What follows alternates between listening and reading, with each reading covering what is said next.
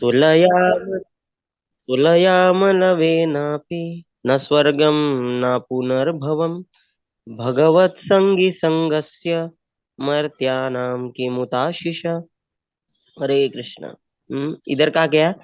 तुलयाम, तुलना नहीं कर सकते। किन चीजों की तुलना नहीं कर सकते? दो चीजों की। एक तो लव मात्र साधु संग बोलते हैं ना, लव। लव मतलब जितना हमारा आग बंद पलक झपकने में जितना समय होता है, नहीं तो उसको टेक्निकल इतना कहते हैं कि सेकंड का, एक सेकंड का जैसा 1 मिनट में मतलब 1 मिनट का 60वां भाग मतलब 1 सेकंड है। उसी तरह से 1 सेकंड का 16वां भाग है लव। 16 लव होने के बाद 1 सेकंड होता है। ऐसे ऐसे मैंने एक जगह पे सुना है। उतना ही समय लगता है अपने को पलक झपने में। उतना संग, तो उसकी तुलना किसी कर किया ना? स्वर्गम, स्वर्ग की आनंद के भी नहीं करे ना। अपुनर, अपुनर्भवन, अपुनर्भव मतलब फिर से जन्म मृत्यु के चक्कर में नहीं, मतलब किसी को जन्म मृत्यु के चक्कर से बाहर मतलब मोक्ष मिल गया, हम्म उसकी भी तुलना नहीं कर सकते। किससे नहीं कर सकते हैं? भगवत संगी संगस्य। यहाँ पे भगवान का संग नहीं कहा गया है, भगवान के संग के बारे में नहीं कहा गया है। उस व्यक्ति को, उस व्यक्ति के संग का चर्चा है जो भगवत से बहुत आसक्त है। भगवत संगी संगस्य। ऐसे कहते हैं ना कि जो कोई, क्या बोलते हैं इसको, किसी कोई भोग बहुत विलास कर रहा है, उसका संग नहीं लेना चाहिए। लेकिन उससे भी डेंजर है जो भोगियों का संग ले रहा है, मतलब क्या बोलते हैं इसको, संगी का संगी, वो बहुत डेंजर है। उनका उनका संग लेना बहुत डेंजर। उसी तरह से भगवान का संग तो है अच्छा, लेकिन भगवान को के संग में जो आसक्त है, उन उस व्यक्ति से अगर हम आसक्त हो गए, तो वो तो सबसे महान, उसकी तुलना कहीं से भी नहीं कर सकते। ये बहुत महत्वपूर्ण श्लोक है। और इसकी क्या बात करें, मतलब उसकी तो तुलना ही नहीं की। मर्त्या नाम की मुताशिश है। मर्त्या नाम की मुताशिश है मतलब, और इस दुनिया के जो सुख है उसकी तो मतलब उसके बारे में क्या करें? मतलब अगर कोई बुद्धिमान कहलाता है कोई, तो तब उसको बुद्धिमान कब कहते हैं? जब वो कहता है कि मैं क्या बोलते हैं, बुद्धिमान कौन है? अगर कोई बोल रहा है कि मुझे अभी सोना है, और कोई बोल रहा है कि नहीं, मुझे सोना ही नहीं, 5 दिन के बाद मेरा पेपर है।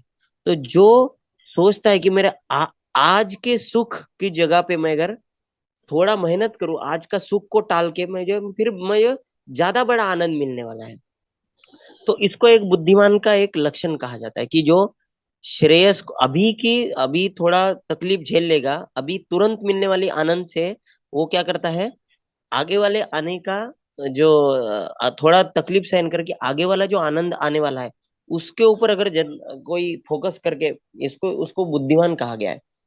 तो इस संसार में देखते हैं कि बहुत प्रयास करते हैं, बहुत 3-4 साल प्रयास करते हैं, और फाइनली बन जाते हैं। कोई तो कलेक्टर बन जाता है, कोई तो बड़ा ऑफिसर बन जाता है, तो उसको थोड़ा बुद्धिमान कहा जाता है। क्यों? क्योंकि उसने बहुत मेहनत की। तकलीफ, मतलब उसको जब नींद आ रही थी नहीं, फिर भी वो पढ़ाई करते रहा। जब वो किसी को छुट्टी में, किसी शादी, इधर उधर घूमने की जगह पे वो पढ़ाई करते रहा।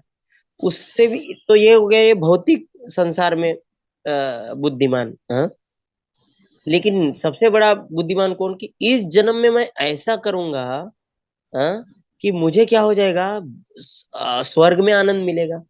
हम्म? जैसा कोई सैनिक है, अगर कोई इस जन्म में वो कितना धोखा में जा रहा है, अगर राक्षस मतलब किधर युद्ध में मारा भी जा सकता है, लेकिन उसको पता है कि अगर मैं युद्ध में मारा जाऊंगा तो मुझे स्वर्ग ही मिलेगा। तो ये थोड़ा और ऊपर वाली सोच हो गई, मतलब एकदम जो भौतिकवादी है, ये तो सभी लोग भौतिकवादी है, लेकिन वो एक एक स्तर ऊपर जा रहे हैं। स्वर्ग में मिल रहा है, लेकिन उससे भी ऊपर जो होता है, वो सोचता है कि अरे, मैं इस संसार में आनंद ले रहा हूँ, दुख भोग रहा हूँ, लेकिन सही फिर भी मुझे फिर स्वर्ग में भी जाऊँ तो फिर से मुझे इसी आना पड़ेगा। तो सबसे बेस्ट क्या है? अगर मैं ये जन्म मृत्यु के चक्कर से अगर मोक्ष मिल जाता है, हाँ, तो वो न पुनर्भव, अपुनर्भव, ये बताया जाएगा। लेकिन लेकिन भक्त जो है, मोक्ष कभी कामना नहीं करता है, क्योंकि उसको वो कहता है कि हे भगवान, अगर मुझे आपकी भक्ति और प्रेम मिले, अगर आपकी सेवा मिले तो मैं बार बार जन्म लेने के लिए तैयार हूँ, जा बार बार दुख में भी लेने के तैयार हूँ।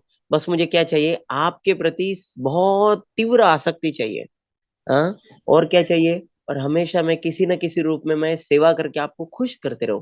बस यही चाहिए मुझे, ऐसा नहीं चाहिए कि मैं इधर जन्म लूं उधर जन्म लूं, जो कुछ भी है, लेकिन मैं आपसे इतना प्रेम करते रहूं कि मुझे आपको जो भी सेवा करूं उसमें इतना प्रेम आए।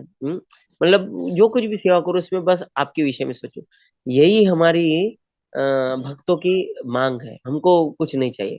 तो लेकिन ये सब होगा कब, तभी होगा जब हम भगवान के शुद्ध भक्तों से आ सकते हैं। हम देखते हैं कि प्रभुपाद के शिष्य, अभी इतने में हम सोच रहे सुन रहे थे, परम पूज्य गोपाल कृष्ण स्वामी गोस्वामी महाराज वगैरह, ये इतने उन्नत स्तर पर अपने आप नहीं पहुंचे। उनकी भगवान के प्रति जो प्रेम है अपने आप नहीं हुआ। कैसे हुआ, पहले उनका प्रेम किनके ऊपर हुआ, पहले उनका इतना आसक्ति हुआ अपने श्रील प्रभुपाद जी के, क्योंकि प्रभुपाद जी इतने आकर्षक थे, इतने प्रभुपाद जी इतने भगवान से आसक्त थे।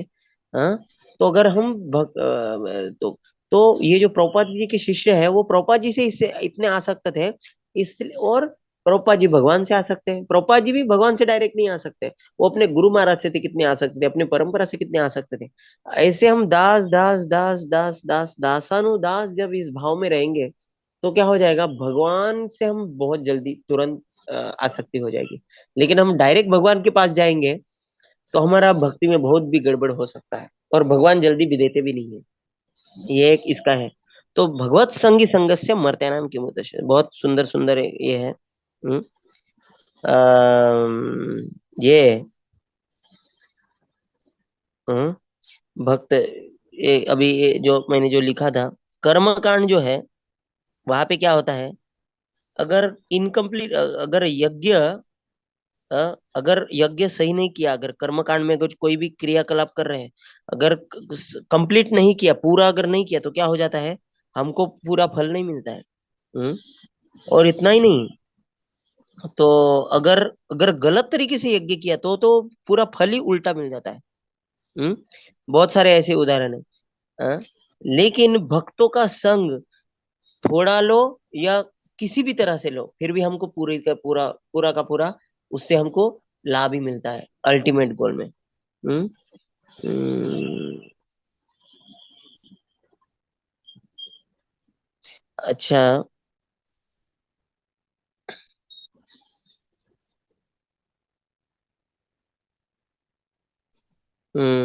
और यहाँ पे कहा गया है, आ, प्रभुपाद जी तात्पर्य में लिखते हैं, मटेरियलिस्ट, इनको मटेरियलिस्ट को क्या कहा गया है, योषित संगी कहा गया है, जो बहुत भौतिक आसक्त है।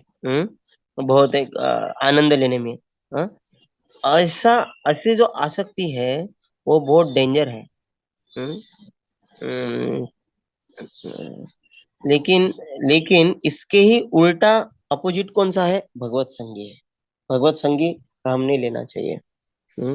तो प्रभुपाद जी इधर लिखते हैं, तो भक्तों का संग जो है, भगवान के भक्तों का जो संग है, जो अगर जितने शुद्ध भक्त होंगे उतना तो अच्छा है, लेकिन जो भी है, भगवत संगी संगत से, अगर भगवान से अगर कोई प्रेम करने की, हमको भक्तों के संग में भी आनंद आना चाहिए। और जितना शुद्ध हम देखते हैं, कभी कभी हमें संग मिलता है, बड़े बड़े महाराज आते हैं, सन्यासी आते हैं, कोई बड़ों, मतलब जितने वरिष्ठ भक्त मिले, उनसे हमें संग लेना बहुत ही महत्वपूर्ण है।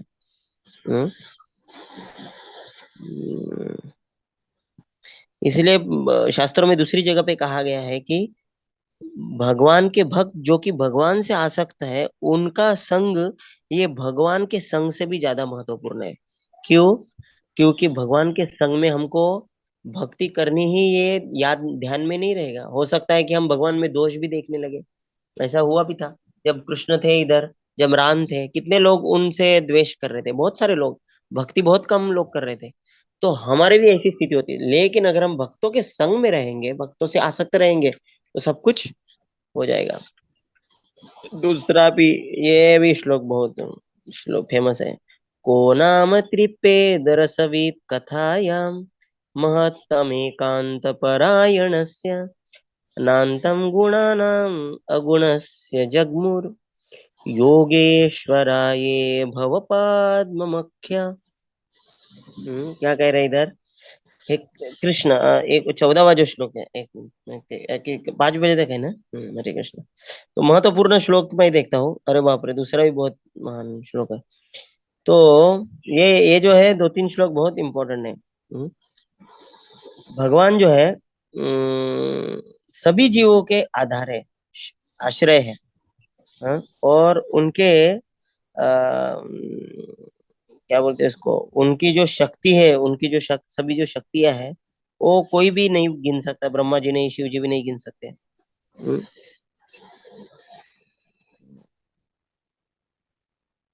तो फिर भगवान के ना, भगवान की कथा में कैसा कोई तृप्त, यहाँ पे देखिए तृप्तता 2 बार आती है। एक तो है, कभी कभी आता है कि भौतिक चीजों में तृप्ति नहीं मिलती है, बराबर है। और दूसरी चीज ये आती है कि मैं तृप्त नहीं हो रहा हूँ।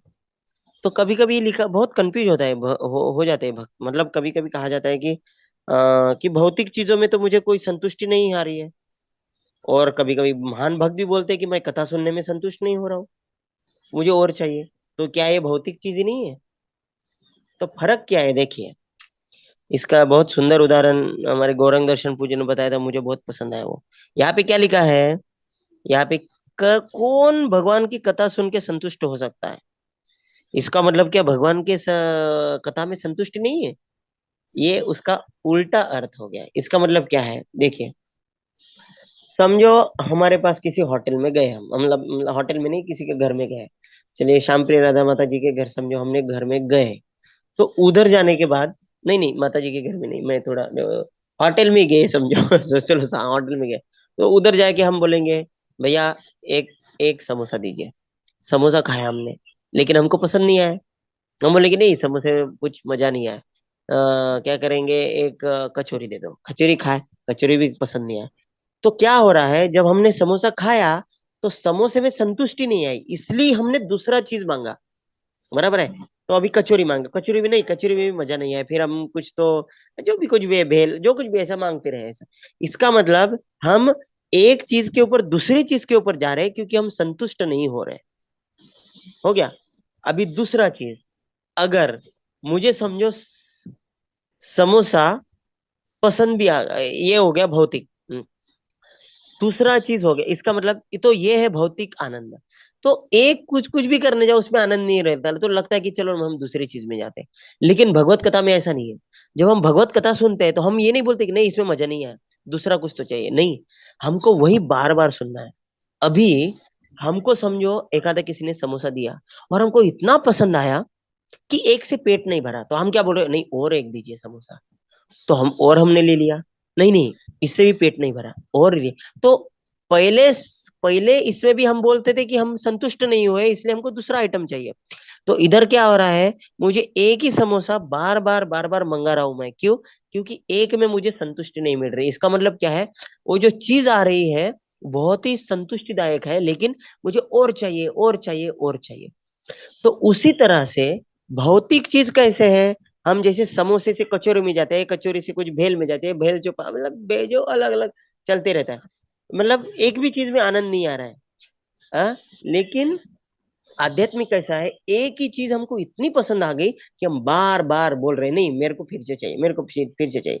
ओ ये है, इसलिए यहाँ पे इस 14वें श्लोक में क्या लिखा है कि क्या लिखा है, को नाम तृप्येद रसवित कथायाम। अरे को कथा में कथा का जो रस है, वो कैसे हम तृप्त हो सकते हैं? मतलब बस इतना सुन, आपने थोड़ा कथा बोल ली, बस हो गया खत्म? नहीं, हमको और चाहिए, ऐसा ऐसा कौन कह रहे हैं? शौनकादि ऋषि सुत गोस्वामी को कह रहे हैं कि हमें जो आपने कहा इतना नहीं है, अभी और हमको परीक्षित महाराज के बारे में और डिटेल में जानना है। ये कहते हैं। तो यहाँ पे प्रोपा जी लिखते हैं कि यहाँ पे बहुत जगह पे ऐसा लिखा जाएगा कि अरे ब्रह्मा और शिव जी भी नहीं जान सकते, ब्रह्मा भी नहीं जान सकते, शिव जी भी नहीं जान सकते। लेकिन उसी श्लोक में लिखा रहेगा लेकिन शुद्ध भक्त तो सहज रूप से जान सकते हैं। तो क्या ब्रह्मा और शिव शुद्ध भक्त नहीं है? शुद्ध ही भक्त नहीं है, वो महान वो महाजन है। 12 महाजन जो है शुद्ध भक्तों के कैटेगरी में सबसे जो ऊपर जो आते हैं, वो जिनसे हमको सीखना है वो 12 महाजन में आते। तो फिर क्यों बार बार अलग अलग अलग जगह पे भी आपको दिखने पड़ेगा कि बार बार यहाँ लिखा जाएगा कि भगवान को तो शिव जी और ब्रह्मा जी भी नहीं जान सकते। तो इसका उत्तर है, ब्रह्मा जी ने भी इधर भी दिया है कि जब शिव जी और ब्रह्मा इस विषय में चर्चा आती है तो वो उनके पद के बारे में आता है। मतलब कोई केवल ब्रह्मा जी के पद पर हो, इसका मतलब ये नहीं है कि वो भगवान के रस को जान सकता है। लेकिन अगर वो ब्रह्मा के पद पे है, अगर वो शुद्ध भक्त है तो जान सकता है। लेकिन अगर शुद्ध वो ब्रह्मा नहीं भी है लेकिन शुद्ध भक्त है तो भी जान सकता है।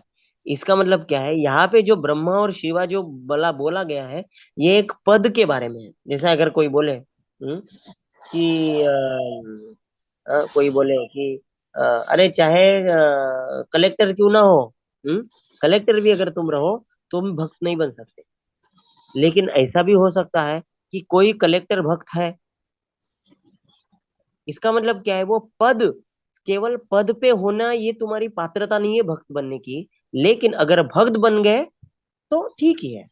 ऐसा है, इसका मतलब ये। इसका मैं जो बोल रहा हूँ सबको समझ रहा है कि थोड़ा ऊपर जा रहा है अभी जो जो मैंने जो जो कुछ भी चर्चा की है। प्रभु जी बहुत कुछ साथ चर्चा मेरा ही की। ध्यान अलग था, जैसे कि हम ये महाजन ब्रह्मा जी और शिव जी, तो हम्म। फिर हम महाजनों का ही मतलब जो 12 महाजन हमको बताते हैं तो उनके रास्ते पे उन्हीं से भक्ति लेते हैं।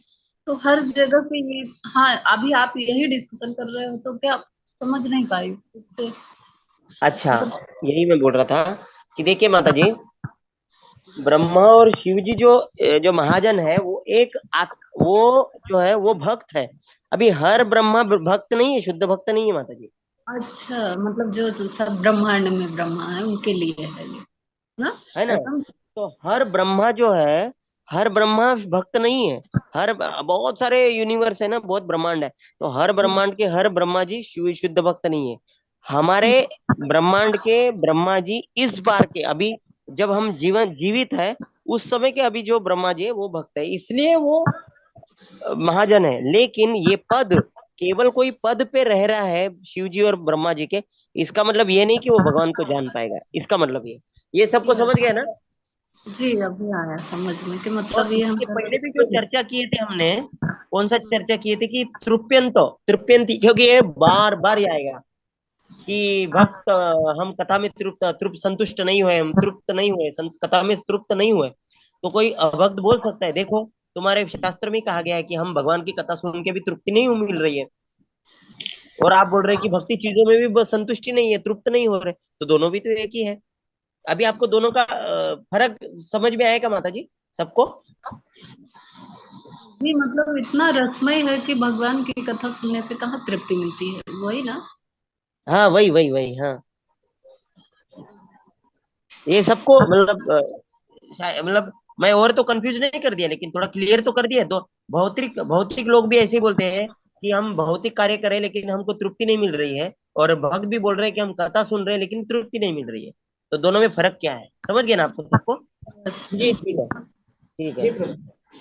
ठीक है, हम अगले श्लोक में जाएंगे। मतलब ये थोड़े बहुत हमका हमारे ऊपर डिस्कस किया गया था हमारे टाइम पे, इसलिए मैंने थोड़ा ये एग्जाम्पल से बताया। नहीं नहीं, बहुत अच्छा। हमारे नॉलेज के लिए आप इतना गुण दे रहे हैं, ऐसा कोई नहीं दे नहीं, नहीं मैं तो सकता। बस पता नहीं, मैं खुद से कुछ भी नहीं बता रहा हूँ। मैं तो सिर्फ मेरा जो नोट्स है ना, आपकी वजह, आपके ग्रुप सबके आशीर्वाद के कारण मैं अपने पुराने नोट्स देख रहा हूँ। नहीं तो इतने श्रीमद् भागवत में इतने किताब है, इतना 48 मेरे पास छोटे छोटे किताब है, वो पढ़ने का समय ही नहीं मिलता है। तो हमारे आपकी लिए वजह से। जो अष्टम ही है, जो अर्जुन को भगवान बताते हैं 9वें अध्याय में कि अर्जुन मैं तुझे बता रहा हूँ, तो हम जैसे भक्तों के लिए आप ये बहुत बड़ी चीज बता रहे हैं। नहीं नहीं, हरे कृष्ण। चलिए, और 15वां श्लोक जो है ये भी बहुत अच्छा श्लोक है। ये भी बहुत फेमस श्लोक है। तन्नो भवान वै भगवत प्रधानो महत्तमेकांत परायणस्य हरेरुदारं चरितं विशुद्धं शुश्रूषतां नो वितुनोति विद्वान। हरे कृष्णा। एक्चुअली एक एक श्लोक पे हम बहुत चर्चा कर सकते हैं लेकिन समय बहुत कम है, ये बहुत महत्वपूर्ण श्लोक है एक्चुअली। यहाँ पे कहा गया है, ओ सुत गोस्वामी, आप तो बहुत सीखे शुद्ध भक्त है, आप तो ये है, और आप, भगवान जो है आपके सेवा के मुख्य लक्ष्य है, हम्म, इसलिए कृपा करके हमें भगवान की कथा बताइए। हाँ? क्यों? क्योंकि ये भगवान की कथा जो है भौतिक चीजों से ऊपर है। और ऐसे ऐसा सुनने से, अरे ऐसे बहुत सारे श्लोक है जहाँ पे बताया गया है कि अरे कौन नहीं भगवान की कथा सुनेगा, क्योंकि भगवान की कथा श्रवण मात्र से हमारी भौतिक कलमश निकल जाती है, शोक महा भयाप। आपने वो सुना रहेगा, कौन सा, यस्याम वै श्रूयमानायाम कृष्णे परम पुरुषे भक्तिरुत्पद्यते पुंसाम शोक मोह भयापह। सब चला जाता है भगवान की कथा सुनने से, बहुत सुंदर। तो यहाँ पे प्रभुपाद जी ने कथावाचक का क्या बोलते हैं इसके, पात्रता कथा ही है। कथावाचक का पात्रता क्या है, उसके जीवन जो है, उसका जीवन का, उसके जो क्या बोलते हैं उसको, उसका एक ही पूजनीय ही चाहिए, क्या बोलते हैं इसको, अब पूजनीय भगवान चाहिए। कौन है वो? कृष्ण। आजकल हम देखें कि बहुत सारे सुंदर सुंदर कथावाचक रहते हैं, लेकिन उनको आज अगर बोलेंगे कि इनकी कथा करनी है तो वो कथा कर देंगे, उनको बोलेंगे दूसरी कथा करते मतलब वो फिर सिर्फ पूछते हैं टॉपिक क्या है, नहीं क्या, वो उसको महान बना देंगे, उनको कुछ लेना देना नहीं है उनसे। उनका उद्देश्य भगवान से प्रेम करना नहीं रहता। लेकिन प्रभुपाद जी बहुत स्ट्रिक्ट थे इस विषय में। कोई भी मंदिर में, एक बार ऐसा हुआ था कि दूसरे कोई अमेरिका, प्रभुपाद जी अपने लॉ इधर में न्यूयॉर्क मंदिर में, शुरुआती दिनों में ही ऐसा हुआ, सोचिए, इतना प्रभुपाद जी स्ट्रिक्ट थे। व्यास आसन, प्रभुपाद जी का व्यास आसन था जहाँ पर प्रभुपाद जी प्रवचन देते थे। और प्रवचन देने के बाद हर बार देते थे न्यूयॉर्क में, बाद में इधर उधर प्रभुपाद जी सैन फ्रांसिस्को इधर वगैरह गए। तो एक बार क्या हो गया, कोई तो एक साधु संत आए अमेरिका में, और सभी लोग फिर उधर अमेरिका के जो लोग थे, हिंदू लोग थे, उन्होंने वो महाराज को अपने इस्कॉन सेंटर में लेके आए। 1959 या 68 की बात रहेगी, शुरुआती दिनों में। तो तो भक्तों ने फिर, अभी कोई आए महान संत, तो उनको हम बिठाते, प्रवचन देने के लिए बोलते, तो उनको वो आए और उनको भक्तों ने बिठाया और उन्हें प्रवचन दिया।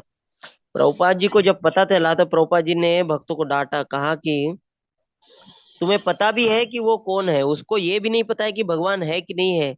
वो एक मायावादी सन्यासी है, वो केवल सिर्फ साधु संत रहते हैं, ये सिर्फ उपवास करते हैं, वो थोड़ा बहुत भगवान ये रहते हैं, और उनको उनके लिए सब भगवान एक है, कोई कुछ ये नहीं रहता। ऐसे लोगों को व्यास पीठ पे नहीं बैठाना चाहिए। व्यास आसन जो रहता है वो, उसके लिए पात्रता क्या है, वही व्यक्ति बैठ सकता है जो भगवान, मतलब जो व्यास देव की वाणी को दोहराए, जो गुरु शिष्य परंपरा में आए।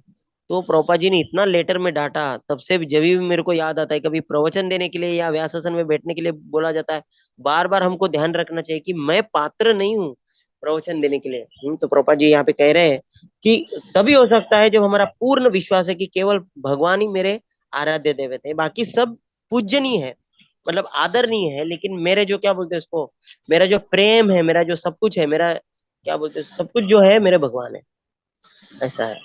हाँ, प्रोपा जी फिर यहाँ पे प्रोफेशनल स्पीकर के बारे में लिखते हैं। कुछ कि भागवत सप्ताह जो करते हैं वो केवल किस लिए करते हैं, अपना परिवार चलाने के लिए चलते हैं, वो बहुत गलत चीज है।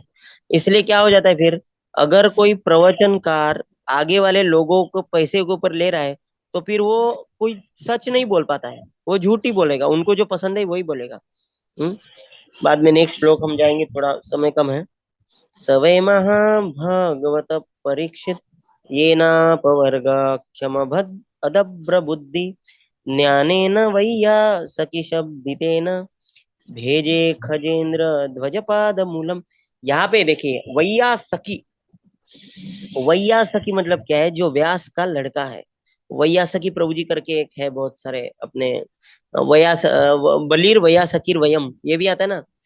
जो 12 महाजन का जो लिस्ट है उसमें बलीर वया सकीर अयम, अहम, ऐसा वयम, ऐसा आ जाता है। तो उसमें वयासकी मतलब, वयासकी मतलब कौन है, जो कि शुकदेव, व्यास देव के पुत्र मतलब शुकदेव गोस्वामी। यहाँ पे क्या लिखना है, हे सुत गोस्वामी, कृपया करके आप हमें भगवान महाराज परीक्षित की कथा कथा सुनाइए। क्यों? हम्म,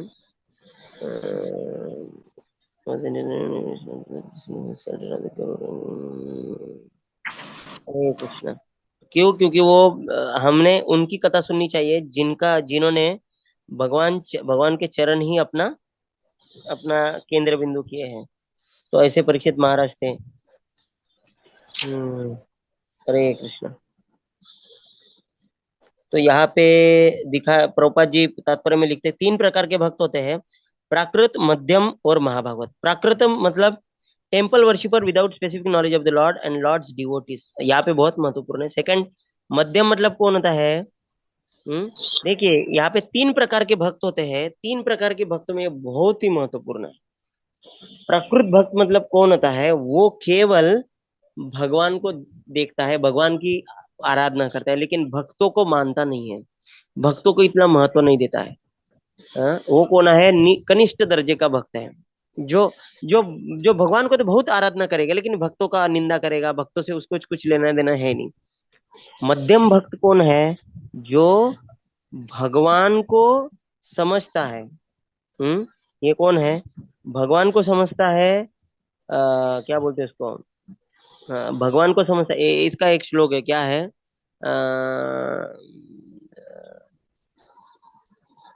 क्या है वो? बहुत सुंदर श्लोक है इसका, ये 11वें स्कंद में आता है। प्रभुपाद जी यहाँ पे जो लिख रहे हैं वो उस श्लोक में है। क्या है? प्रेम मैत्री कृपा उपेक्षा, स करोति स मध्य, यह करोति स मध्यमा। प्रेम, हाँ क्या बोल, हाँ बहुत सुंदर श्लोक है। बालिशु द्विशेषु। अब इस श्लोक मेरे को याद नहीं है, लेकिन ये यही मेरे को दो तीन शब्द आ रहे थे। क्या है? प्रेम, प्रेम भगवान से, मैत्री भक्तों से, द्वेष नहीं कृपा। जो कृपा जो है, कृपा किससे करता है? वो जो जो लोग भक्त बन सकते हैं उनके प्रति क्या करना चाहिए? कृपालु होना चाहिए, जो सामान्य लोग। और उपेक्षा भक्तों से जो भक्ति में भक्त भी बनने वाले नहीं है, और हमें भी थोड़ा, हमारा भी विश्वास गड़बड़ कर सकते हैं, ऐसे लोगों से हमने क्या करना चाहिए? उपेक्षा करनी। उपेक्षा मतलब थोड़ा दूर रहना है। हम्म? लेकिन जो बाली शिशु है, क्या है? बाली शिशु कृपा करनी चाहिए, और द्वेषी लोगों से उपेक्षा करनी चाहिए। तो ये है मध्यम स्तर। और उत्तम महाभागवत कौन है? जो इस दुनिया का सब कुछ भगवान से जोड़ता है, मतलब कुछ भी रहे, लेकिन ये बहुत उच्च स्तर हो गया, ये हम नहीं पहुंच सकते, लेकिन हमारा टारगेट क्या होना चाहिए? मध्यम स्तर में होना चाहिए। लेकिन वो कब पहुंच सकते हैं हम? अगर हमने भक्तों को महत्व जाना, कि भगवान कितना प्रेम करते हैं भक्तों से। ये इसके विषय में हम जितना गहराई में जाएंगे, एक किताब है उसका नाम है साधवो हृदयम मय्यम। वो इतनी सुंदर किताब है, अगर हम पढ़ेंगे तो कितने तो भक्त रोते हैं वो पढ़ते पढ़ते। हम्म ये क्या है? जब अमरीश महाराज का अपराध करके दुर्वासा मुनि जब भगवान के पास जाते हैं ना, भगवान विष्णु के पास, तो भगवान विष्णु के पास बोलते हैं कि दुर्वासा मुनि कहते हैं मुझे बचाओ। तो फिर दोनों के बीच का जो संवाद होता है, भगवान बोलते हैं अहम भक्त पराधीनो, मैं तो मेरे भक्त से बिक चुका हूँ, मेरा जो भक्त है। और ये भक्त मतलब हमेशा यही नहीं कि शुद्ध भक्त ही रहना चाहिए, छोटा मोटा भी, अगर छोटा मोटा भी भक्त रहेगा ना, तो ये भगवान इतना प्रेम करते हैं, भगवान भगवान उतना प्रेम करते हैं। क्यों? क्योंकि जैसी माँ, बच्चा कितना भी गलती रहे करे, उसको कभी उसको गुस्सा नहीं आता कि चलो ये गलती करते, वो तो उसको उसको लगता ही नहीं। उसका गंदगी भी शीशी सूशी कुछ भी करेगा। अगर इस दुनिया की माँ जो कि भौतिकवादी है, मतलब पूरा भौतिक चेतना है, फिर भी अगर किसके प्रति इतना प्रेम कर सकती है, तो हमारे भगवान जो कि पूर्ण तरह से शुद्ध रूप में है और हर जीवों के हृदय में है, जब भक्त उसके उनको जब श्रद्धा पूर्वक प्रेम करता है, तब क्या उनसे प्रेम नहीं करेंगे, चाहे वो भक्त में कितना भी गलती रहे? तो हर भक्तों से भगवान इतना प्रेम करते हैं। इसलिए भक्ति में प्रगति करने का एक ही उपाय है, एकमात्र ही उपाय है। क्या है? सतत हमने भक्तों की महिमा के बारे में चिंतन करना चाहिए। कौन से भक्तों के बारे में? अपने गुरु महाराज शुद्ध भक्तों के बारे में तो करना तो चाहिए, लेकिन हमारे जो आजू बाजू में भक्त है उनके विषय में चर्चा करनी चाहिए। तभी हम कुछ प्रगति कर सकते हैं। इसलिए ये तीन लक्षण है, कनिष्ठ, मध्यम और उत्तम भक्त। तो मध्यम भक्त मतलब कौन है? जो भक्तों का महत्व जानता है, इसको कहते हैं मध्यम भक्त। हम्म, तो फिर सूत उवाच, वो भी कहते हैं। हम्म, वो भी क्या कहते हैं, 18वें श्लोक में कहते हैं कि यहाँ पे बस ये खुद को अभी नम्रता देखिए, शुरुआत कैसे करते हैं सूत गोस्वामी, ये कहते हैं मैं तो एक निचली जाति में जन्मा हुआ। एक्चुअली क्या है सूत? सूत मतलब क्या हो गया? सूत, सूत ये जात हो गई है। सूत जात जो है मतलब क्या हो गया, उनके पिताजी ब्राह्मण थे, लेकिन पत्नी उनकी जो माँ थी, वो माँ नीचे मतलब शायद से, एक मिनट मैंने लिखा है क्या, हम्म,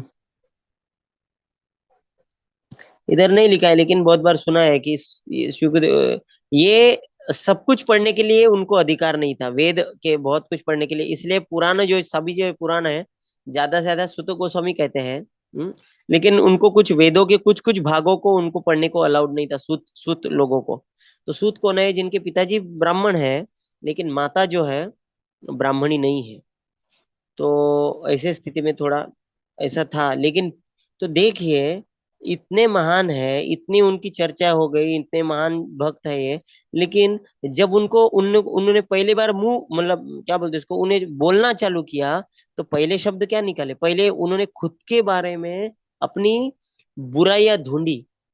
हमारा सॉरी, हमारा नहीं, कभी कभी ऐसा हम देखते हैं, मेरे में खुद की मैं देखता हूँ कि बुराइयां ढूंढने में दूसरों को बताना पड़ता है। अगर दूसरे बताएंगे तो हमको गुस्सा भी आता है। हम्म लेकिन भक्त कौन है जो बार बार खुद के बुराइयों को वो पहले रखता है, और हम चिंतन ये नहीं करता? कभी कभी हम देखते हैं कि भक्तों का चिंतन ऐसा नहीं होना चाहिए कि देखा प्रभु जी, हमने ये किया, मैंने वो किया, मैंने वो किया, तो जैसा ही कुछ समय मिला वो पटापट निकल जाता है। हमने हमारे उपलब्धियों के बारे में बहुत सोच मतलब उसके ऊपर चिंतन नहीं करनी चाहिए। हम्म तो हे कृष्णा, अगला भी जो श्लोक है। हम्म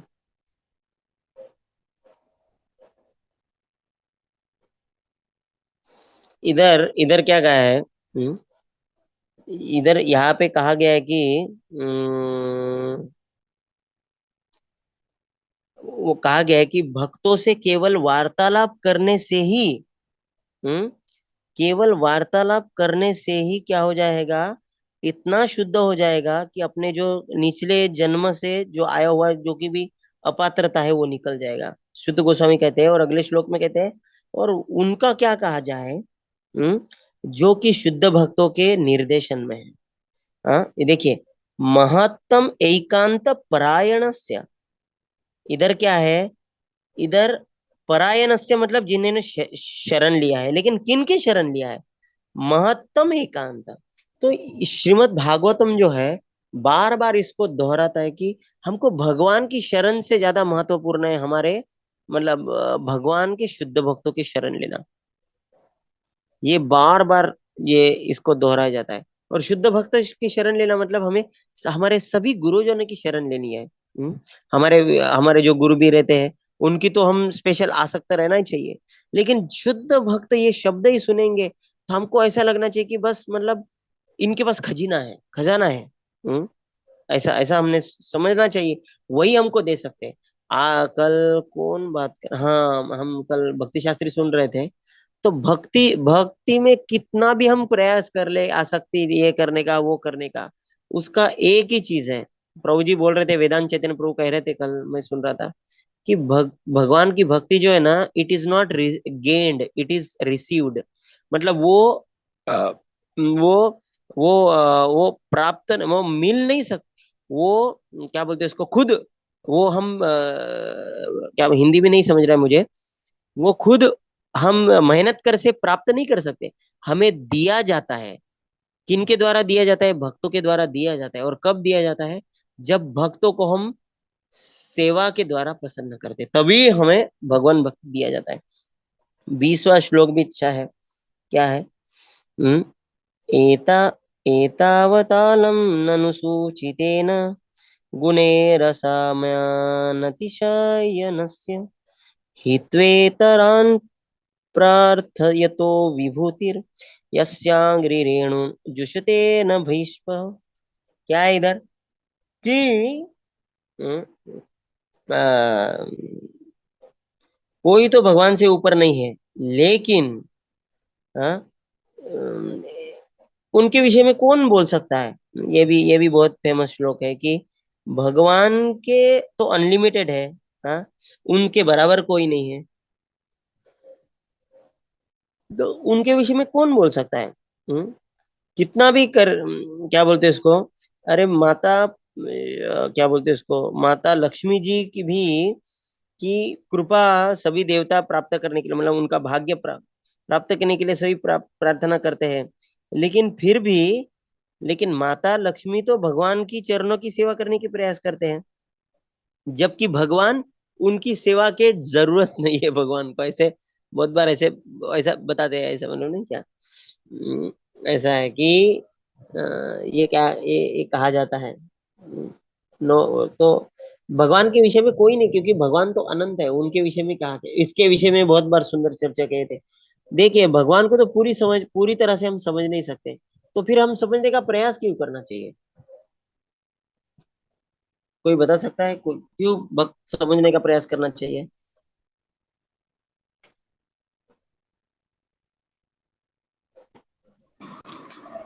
भगवान की अलग अलग लीलाएं हर क्षण हम कुछ अचिंत वेदा वेद है, हमारे चिंतन से परे हैं। लेकिन हम समझ ही नहीं पाते, तो क्या समझने का प्रयास नहीं करना चाहिए? किसी और सिर्फ आंखें बंद कर पढ़ना चाहिए? नहीं नहीं, करना चाहिए, तो हम भक्तों के संग में इसीलिए रहते हैं। अच्छा, अच्छा, कोई बता सकता है? जैसे और जितना वो भगवत गीता में है ना, जितना हमारी भक्ति करेंगे ये यथामाम प्रबंधे, तो मैं अच्छा, ओके, तो और समझ में आ जाएगा। और कुछ? और बहुत सारे श्लोकों में कि हम आपको ज्ञान भक्ति देंगे आगे। कौन से प्रभु जी, पढ़ती तो नहीं नहीं, हूँ। मैं मतलब क्या है कि ठीक है, मैं बता देता हूँ।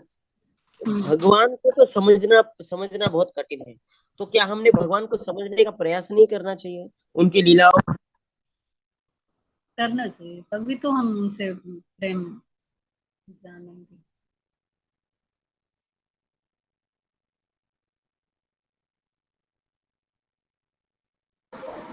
हरे कृष्णा, आवाज आ?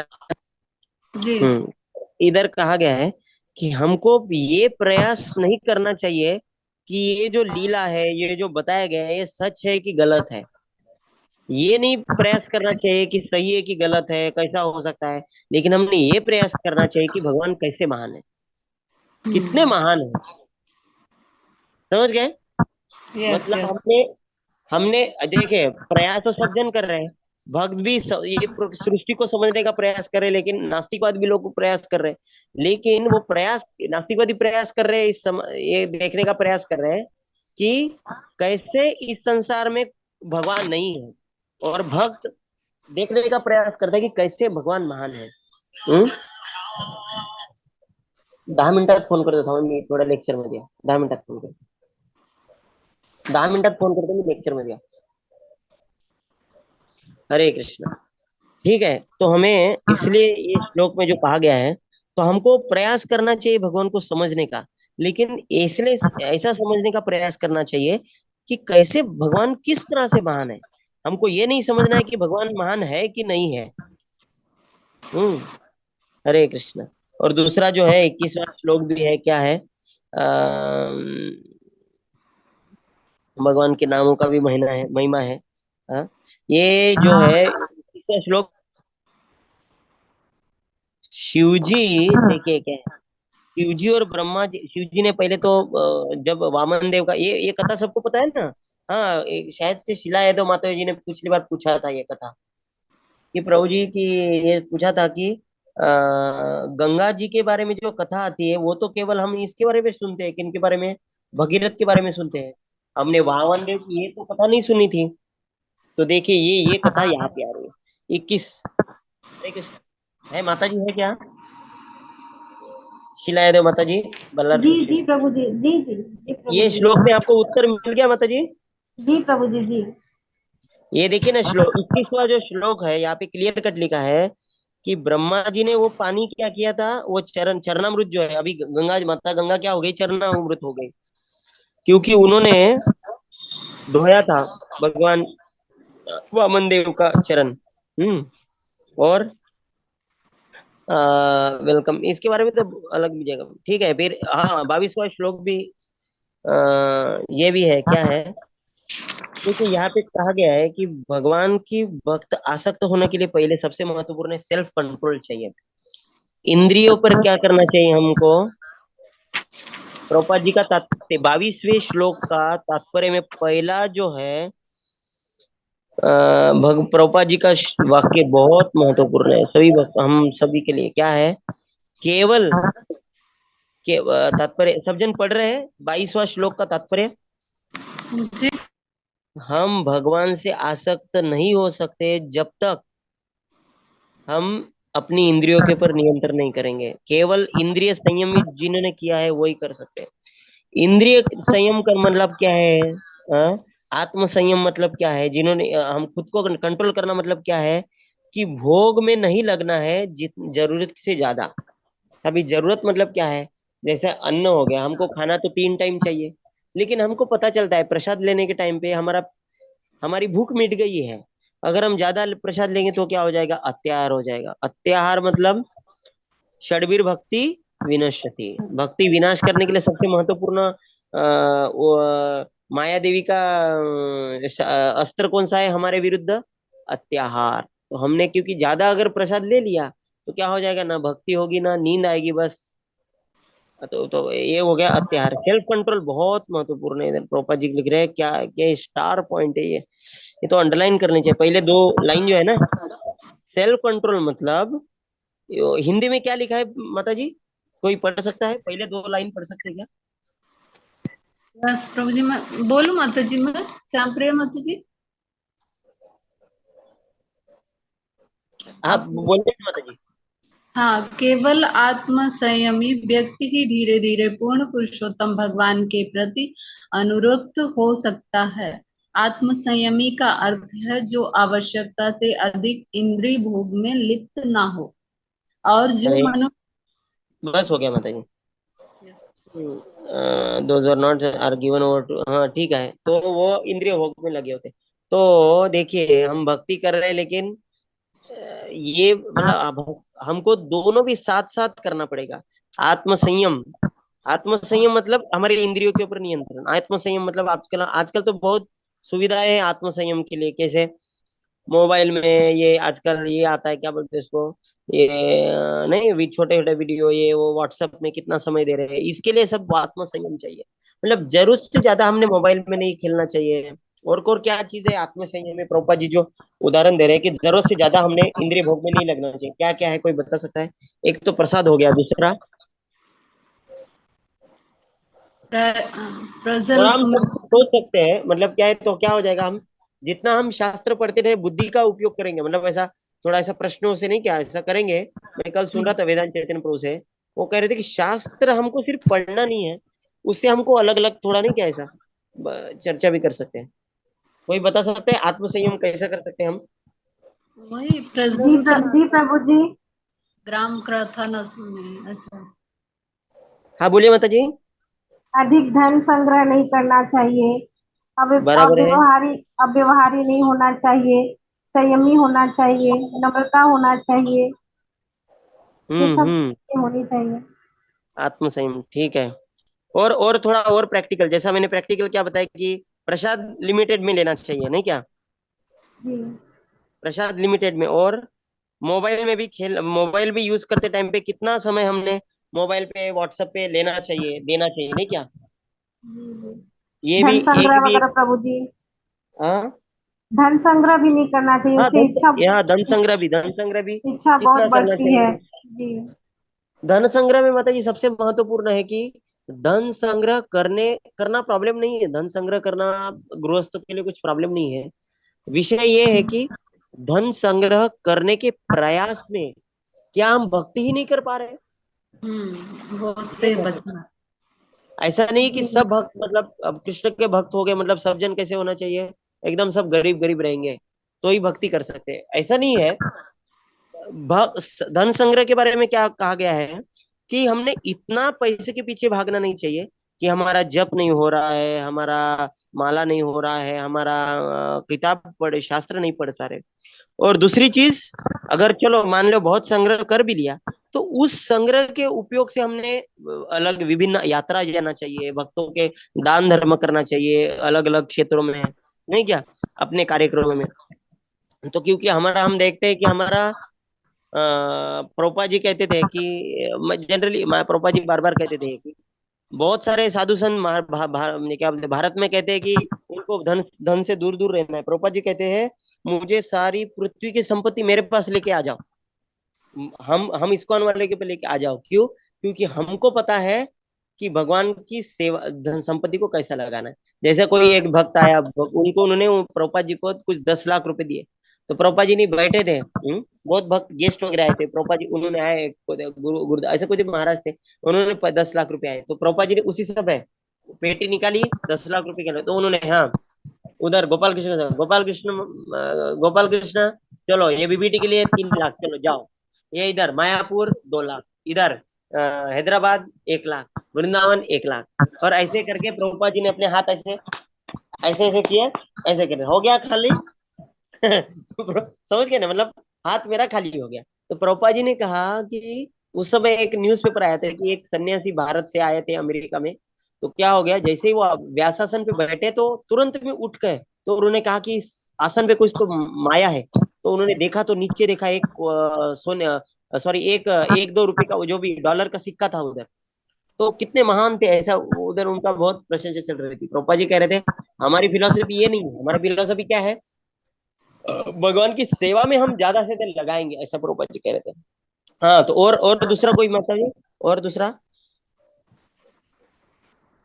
वाणी को अपने वाणी को भगवान के इसमें लगाना चाहिए।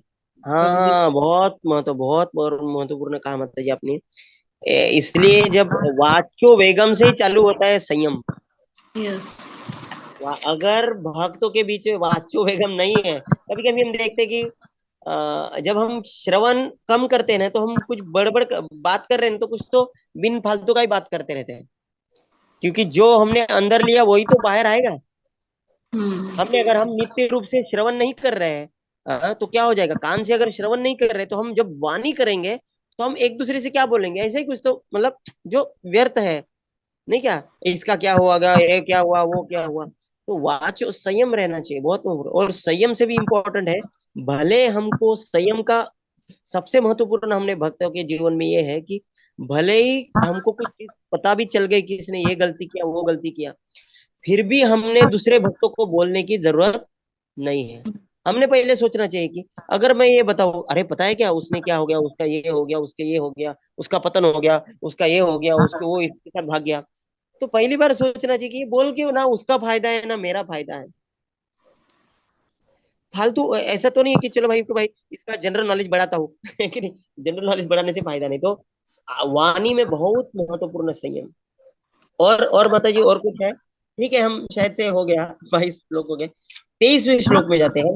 ये भी बहुत श्लोक है, ये भी बहुत फेमस श्लोक है। अहम ही अहम पृष्ठो पृष्ठो यमना भवद्भिर अचाक्ष मतलब इस अभी समय हो गया। तो ये है कि हम जैसा हर पक्षी को उड़ने का एक क्या बोलते हैं उसकी लिमिट रहती है। चिड़िया एक हद तक उड़ सकती है, ऊंचा पक्षी ऊपर उड़ सकता है, गरुड़ जी बहुत ऊपर उड़ सकते हैं, नहीं क्या। उसी तरह से हम अगर कोई श्लोक दिया जाए तो उस श्लोक पे क्या कथा होगी ये किस पर निर्भर है, उस भक्तों की आत्म साक्षात्कार ऊपर। अगर हम इतना चर्चा कर रहे हैं, अगर यही अगर श्लोक हमने जो पढ़ा है वो अगर महाराज जी ने लिया तो क्या हो जाएगा, वो तो बहुत सुंदर। ऊपर उठेंगे। समझ गए कि नहीं, वो जो चर्चा करेंगे उसका लिमिट नहीं है।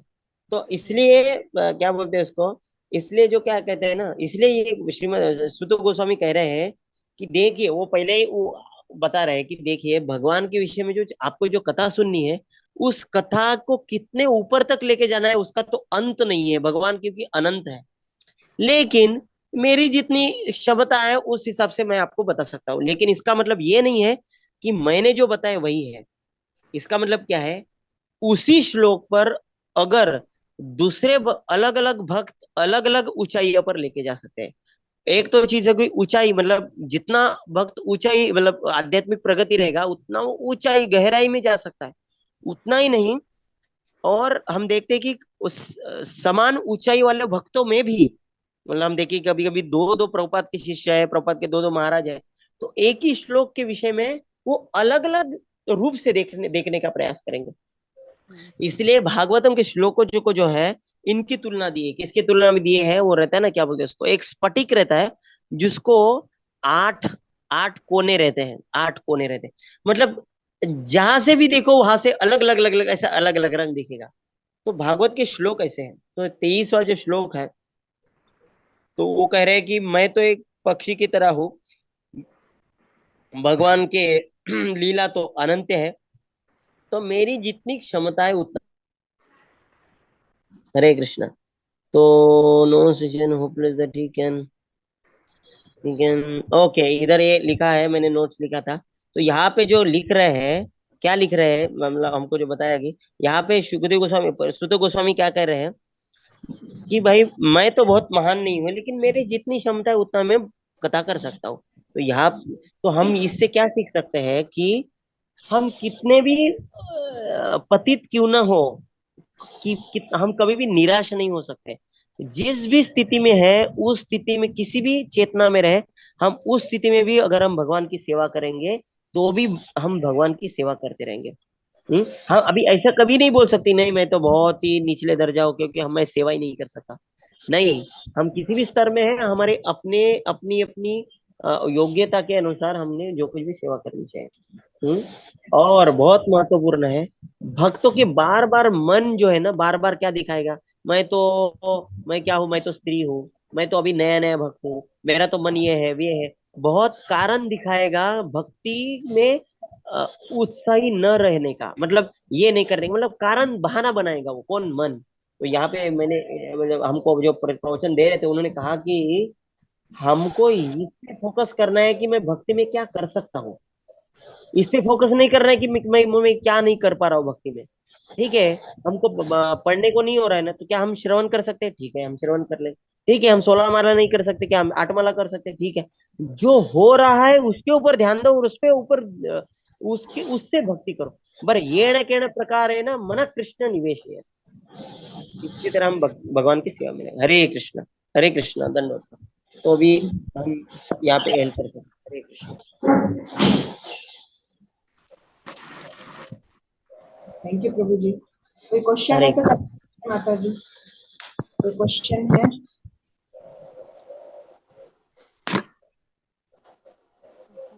सब डाउट निकाल देते हैं, रहते हैं पर नहीं नहीं, पढ़ाते ठीक है। उसी में आंसर ठीक मिलता है, है आपके कथन बताते। ठीक है, तो क्लास एंड करेंगे। ठीक है आपका माता। हरे धन्यवाद प्रभु जी। प्रभु जी के लिए 3 बार हरि बोल बोल के धन्यवाद करेंगे। हरि बोल, हरि हरि बोल, बोल, हरि बोल, हरि बोल। थैंक यू प्रभु जी। Thank you. दंडवत प्रणाम प्रभु जी, हरे दंडवत कृष्ण, प्रणाम। धन्यवाद। आप सभी धन्यवाद। भक्तों को दंडवत प्रणाम। हरे कृष्ण।